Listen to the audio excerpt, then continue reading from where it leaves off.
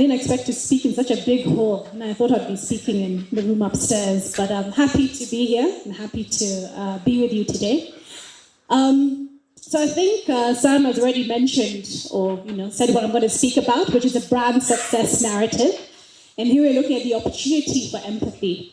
And as someone who currently works in our brand division, I feel like I kind of know a bit about brands and what makes a good brand. But every time I go for a meeting, I always hear something new. I'm like, I never thought about that. And I keep hearing nuggets here and there about what makes a good brand, how do you evaluate a brand, what makes a successful brand.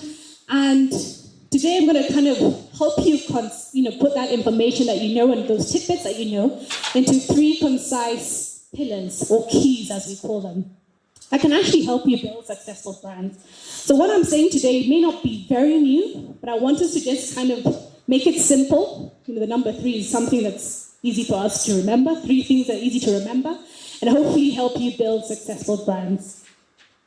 So to start off with, because as brands we serve people, we know the world is changing. I sometimes think about the world before COVID and post-COVID, because that has really shifted how we do work, how we educate ourselves, e-commerce, delivery. Some of us are very digitally savvy. We're always on Global, always on Uber Eats, always on the Instagram, trying to look at what we can buy quickly. And that has kind of shaped how we do our shopping today, or our behavior. And also the expectation that we have of brands. Because if we're using digital, there's an expectation that other or many brands be accessed digitally or be purchased digitally. We're also seeing the emergence of the gig economy, climate change and sustainability, the ESG agenda. That's becoming a bit of a buzzword in the corporate space. Obviously, then the war in Ukraine, that's affected us in terms of inflation, supply chain issues, and AI, ChatGPT, etc. At the same time, kind of looking at how things are changing, we want to just look at some digital platforms and how quickly, or how slowly, depending on how you want to look at it, it took them to get 1 million users. So a platform like Netflix took 3.5 years to get 1 million users. Facebook took 10 months, Spotify 5 months, and ChatGPT 5 days. So things are changing. And the context and expectations consumers are having of us and of our brands is changing, especially within the digital realm. So for us to succeed, we need to really make sure that we can adapt to an ever-evolving landscape, be cognizant of the consumer's realities and how it impacts our brands. So those 3 things I said that will help you determine brand success. Number 1 is expectations. I want you to cram this, I'll test you at the end. Number 2 is context. And number 3 is empathy. So starting with expectations. And here we're talking about shaping expectations. And I want us to start with the MIT beer experiment.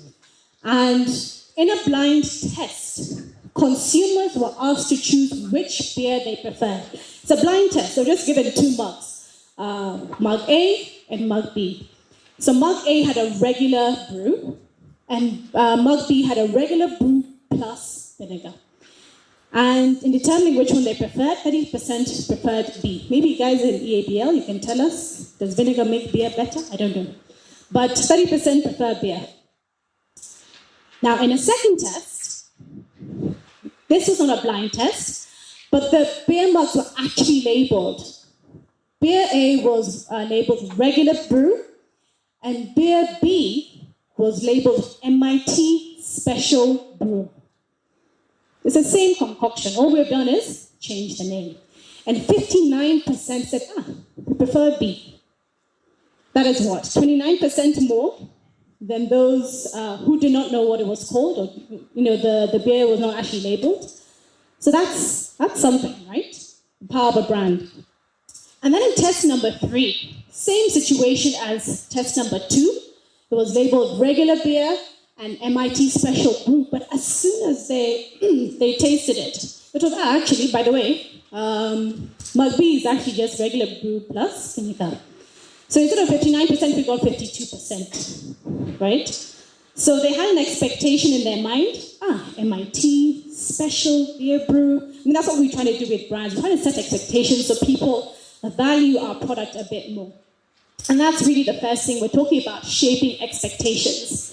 And that is about what people feel and what they know about the brand and the category. So it could be sensorial. How does it feel? How does it smell? What does it sound like? What does it look like? It could be functional and emotional. What does it actually do for me? What does it make me feel when I use it? Social, who are the kind of people who use it? Will it actually resonate with me? Am I someone who fits in that social group? And how do I buy this product? And really these expectations help us frame and interpret our experiences. So we just have a few examples here. Dettol. What comes to mind when you think of Dettol? The smell, maybe? That sharp smell, which you associate with cleanliness, antiseptic, disinfectant. Nescafe, functional, maybe something that just keeps you alert. It's got caffeine. And for some of us, maybe associated with work.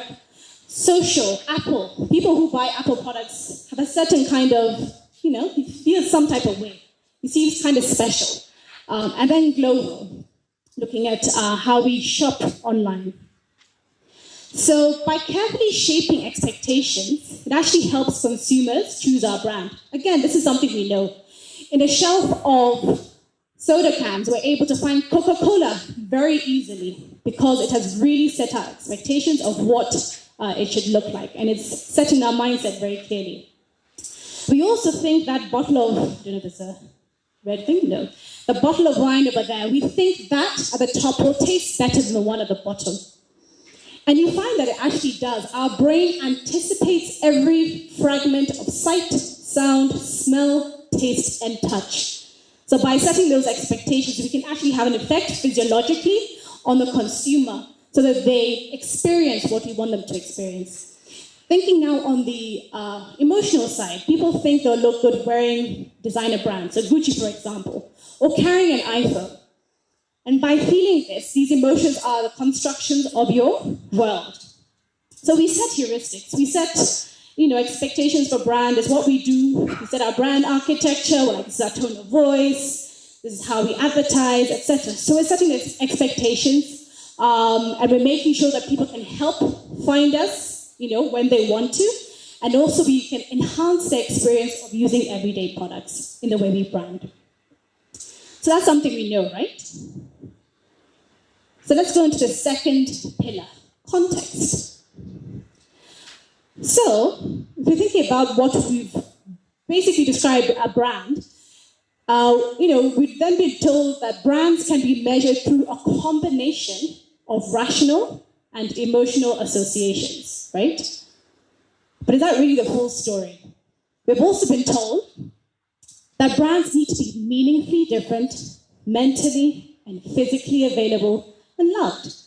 But sometimes you find that strong performance on these dimensions doesn't actually sync with your commercial realities. Maybe as a brand, you've done really well. You've made sure you're out there, people know about you, they love you, you differentiate yourself from your competitors. But for ground, something's a bit different. And this is where we want to talk about context and how context contributes to brand success. And this is what is happening in people's lives, the world around them. And there are two types of context. There's one, your macro context, so thinking about the social values that we have, cultural values, the norms, prevalent issues, topics, and themes. There's an article we released today in the papers, and just kind of talking about people who earn 300K gross on a monthly basis are reconsidering their premium brands. Right? So in this current context, maybe someone who you branded or said, this is my premium consumer, because of the context, they're shifting how they're going to be choosing their brands. Then we look at a micro level. So these are the occasions in which people are choosing your brands. So logistics, where, when, with whom, what needs they want to satisfy, what problems do they want to solve, what are they doing today? What frictions exist in their current behavior, and also how easy or difficult is it to choose a brand, right? So I may love a brand. I want to choose this brand. I know what to expect from this brand. But at this particular moment in time, maybe I can't choose it because, one thing or another. So again, something we also might be aware of. And when we looked at globally, looking at context across different markets, across different categories, different brands, we're able to measure and see what contribution does context have to brand choice. And when we looked at a global study on video streaming and how context actually impacts brand choice, we see that by occasion. So on an evening, you want entertainment by yourself or with a couple, we find that people are choosing Netflix and Amazon Prime Video. Now, when they're with their family, they're either choosing Netflix or Disney. And when they're just doing something else, they're going with YouTube. So obviously, as a brand and as marketers, we know to make sure we can grow market share, we must be able to be used in multiple category use occasions. And we're seeing, at least in this example, Netflix has been used. But again, your brand will be chosen depending on the context the consumer is working in. So for us, just to remind us, we need to stay close to macro trends, how they differ by subgroup or culture, investigate the specific contexts, moments, and occasions in which people engage your category, and look at the white spaces. Any unmet moment, occasion, or emerging spaces where your brand can actually play a role. So now we move on to empathy. And I think we've spoken about what it is that we think about brands, right? We shape expectations. We tell people this is what you can get from us. We try to make sure that as a brand, people will use us in all the occasions that might come up. If I'm thirsty, maybe I want a Coke. I want to be refreshed, I want to have a Coke. If I'm having a meal, I want to have a Coke, for example. But the role of empathy is something that can sometimes be ignored, and I want us to just kind of look at that a bit better. And what is empathy? For us, it is important to understand what is important to people and how brands can add to their lives. So empathy aims for a total understanding of people, their personal context, needs, and expectations. Brands need to be empathetic in order to shape expectations. And we're able to actually look at why this is important, particularly in advertising. And from a database of more than 1,700 adverts, we're able to look at evaluating our ads and seeing, okay, if an ad is doing poorly on the creative aspects, when we evaluate an ad, we can measure how well it performs on specific creative aspects based on what we know works. And if it scores low on empathy, it is more likely to score low on our sales uplift index, which we call the creative effect index. So we're saying, okay, what if we've got poor creativity, but we've got empathy built in? Now, in that example, the second hump, if I can call it that, ads that play in that space are 4% above the average when it comes to sales uplift. So you're seeing at least empathy is something you can just build in. If you've got poor creative, maybe a rush, whatever it is, at least that can help you with your uplift and perform above the norm. Now, if you've got a highly creative ad, very well, doing well in those aspects, but low empathy, we're seen as performing below the norm in terms of sales uplift. And obviously where we want to get to it, good creative and very strong empathy. So we can at least maximize the short-term sales impact of our brand that we're advertising. So one thing that we found through our research, not just for Carling, but the beer category is one in South Africa where empathy is a key and very important driver of brand choice. So empathy contributes about 16% of brand choice for beer in South Africa. And we're not just seeing it with Carling, we're also seeing it with Heineken.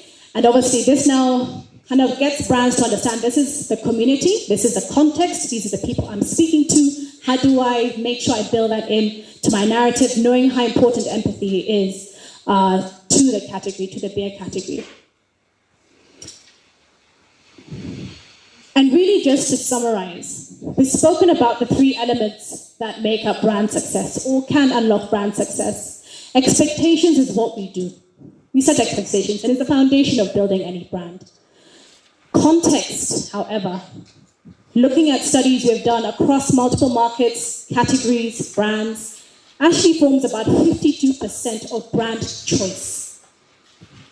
And lastly, empathy. The thing that can be sometimes forgotten forms about 16% of brand choice, but obviously all other aspects interrelate with each other. But given that things are moving very quickly, the context in which we're living in, things are shifting and maybe what we've known before is not standing true today, I'd kind of call on you to think about empathy. Maybe you don't fully understand what the consumer is going through, but if you can understand the emotions, you can build that into your branding, into your marketing, and hopefully influence brand choice.